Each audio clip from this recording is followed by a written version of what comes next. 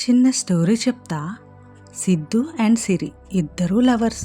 వాళ్ళకి ఒకరంటే ఒకరికి చచ్చేంత ఇష్టం. లైఫ్ మీద ఒక క్లారిటీతో ఉన్నవాళ్ళు. మ్యారేజ్ గురించి ఎన్నో ఆశలు, ఎన్నో ప్లాన్స్ చేసుకున్నారు. ఇద్దరు ఫ్యామిలీస్లో కూడా మ్యారేజ్కి ఒప్పుకున్నారు. ఎంగేజ్మెంట్ కూడా అయింది. ఇంకా పెళ్ళికి రెడీ అవుతున్నారు. ఇలా చాలా హ్యాపీగా ఉన్న వాళ్ళ లైఫ్లోకి ఒకరోజు ఒక ఫోన్ కాల్ వచ్చింది. సిద్ధుకి తన ఫ్రెండ్ కాల్ చేసి, సిరి ఇక్కడ ఎవరో అబ్బాయితో ఉంది అని చెప్పాడు. అది సిద్ధు నమ్మలేదు. ఎవరిని చూసి ఎవరనుకుంటున్నావో అని అన్నాడు.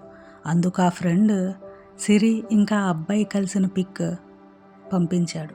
సిద్ధుకి ఏం చేయాలో తెలియక, సిరిని ఎలా అడగాలో తెలియక సైలెంట్గా ఉండిపోయాడు. 10 days గ్యాప్లోనే మళ్ళీ సిద్ధుకి సేమ్ అబ్బాయితో సిరి కనిపించింది. సిద్ధు పట్టలేని కోపంతో సిరికి కాల్ చేసి ఇష్టం వచ్చినట్టు తిట్టాడు. సిరి కోపంగా, నువ్వు నాకు అవసరం లేదు, ఈ ఎంగేజ్మెంట్ నేను క్యాన్సిల్ చేసుకుంటున్నా, నాకు ఇంకెప్పుడు కాల్ చేయకని కాల్ కట్ చేసింది. సిద్ధు నైట్ మొత్తం కాల్ చేస్తూనే ఉన్నాడు. సిరి లిఫ్ట్ చేయలేదు. మార్నింగ్ అయ్యేసరికి సిద్ధు ఫ్యామిలీ నుంచి సిరికి కాల్ వచ్చింది. సిద్ధు సూసైడ్ అటెంప్ట్ చేసుకున్నాడు అని. హాస్పిటల్లో ట్రీట్మెంట్ జరుగుతుంది. ఏం చేయాలో అర్థం కాలేదు. సిరి ఏడుస్తూ హాస్పిటల్కి పరిగెత్తింది. సిరి ఏడుస్తూ, ఎందుకు సిద్ధు ఇలా చేసావు? నువ్వు లేకుండా నేను ఎలా ఉంటాననుకున్నావు? ఏదో కోపంలో అనేశాను. నువ్వు లేకుండా ఎలా ఉంటాననుకున్నావు? అయినా అసలు ఏం జరిగింది, ఎవరు తను అని అడిగితే చెప్పేదాన్ని కదా. వాడు నా స్కూల్ ఫ్రెండ్. చిన్నప్పటి నుంచి కలిసే పెరిగాము. చాలా గ్యాప్ తర్వాత మళ్ళీ కనిపించాడు. ప్రతి రాఖీకి వాడికి రాఖీ కట్టడం అలవాటు నాకు. సో ఈ రాఖీకి రాఖీ కడదామనే కలిశాను. నువ్వు నన్ను అడిగినా సరిపోయేది.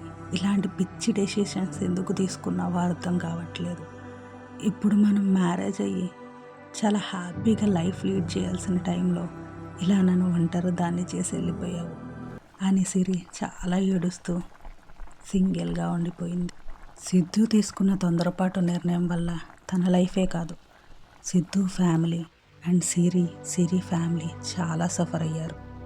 ఇలాంటి తొందరపాటు నిర్ణయాలు తీసుకునే ముందు ఒక్కసారి ఆలోచించండి. మీ తొందరపాటు నిర్ణయం వల్ల మీ చుట్టూ ఉన్న వాళ్ళను కూడా చాలా బాధపెడతారు. ఇలాంటి మరెన్నో వీడియోల కోసం నా ఛానల్ని లైక్ చేయండి, షేర్ చేయండి, సబ్స్క్రైబ్ చేయండి. Please support me.